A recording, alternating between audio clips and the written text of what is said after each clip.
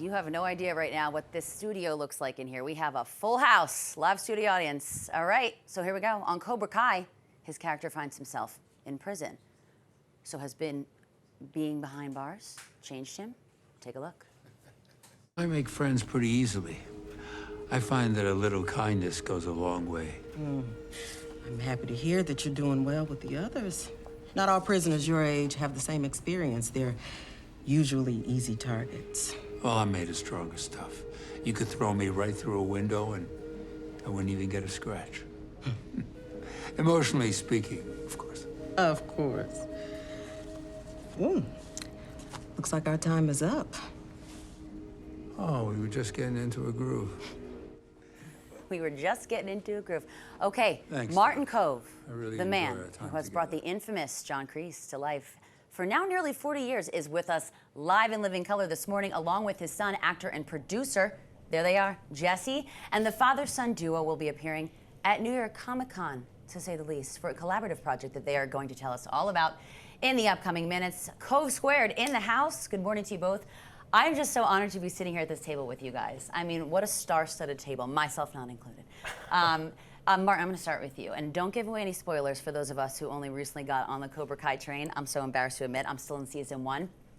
But since your character has been in prison, I feel like, and even in that clip alone, we might have started to see some different sides to his character. What can you tell us about that? Well, I think, you know, when I first signed on to do this years ago, I wanted to make him more vulnerable. I wanted to give him a little more texture as a character rather than just playing a tough guy. And the writers have done that. And the sequences with the prison psychologist is exactly what an actor wants. You know, 5 people coming out of your history, having different emotions for each one of them, having to display these emotions in jail.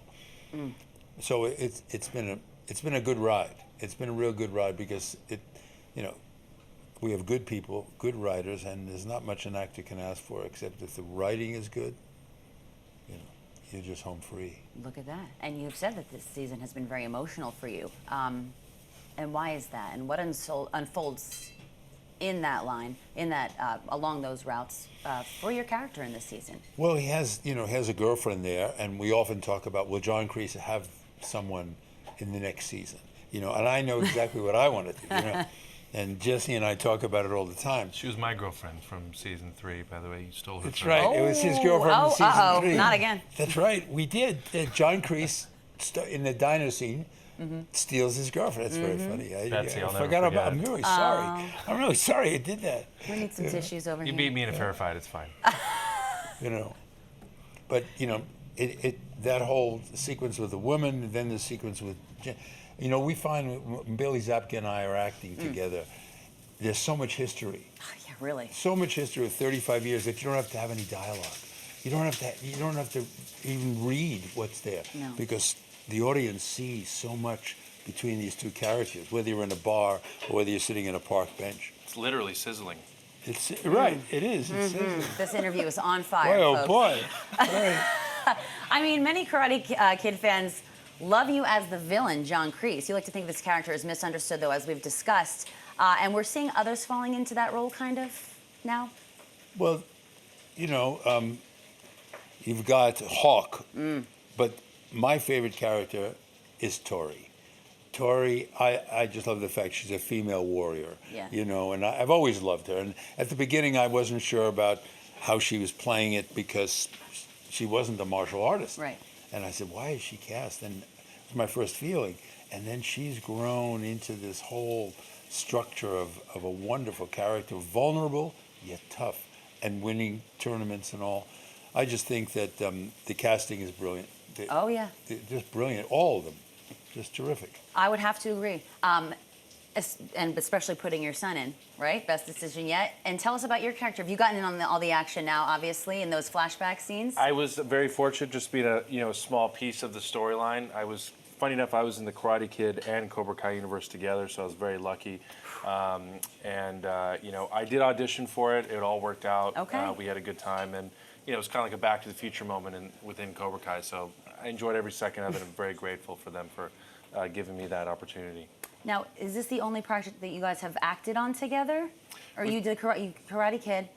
So what else have you, I know you're collaborating on something else coming up, which we're going to get to, but... We've done probably at least half a dozen movies together. We just finished one. I literally just wrapped on a Western last night. A Western, Took yes. a red eye to get here that he was on as well, called Farhaven with Bailey Chase, directed by Gary Wheeler. It'll be on INSP, also Okay. Netflix as well, I think. Wonderful. And yeah, we love working together. It's just a blast. I One of the can reasons only we're out imagine here, what too. that's like on set together. It's a lot of fun.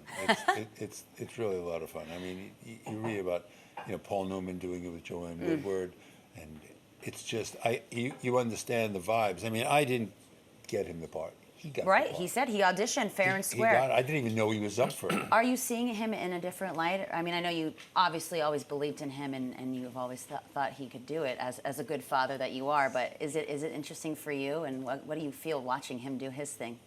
Well, Jesse has really matured as an actor, and I only say that because I would sit and do the auditions with him on the little phone and read with him and prompt him certain ways and direct him certain ways. And now I don't do that.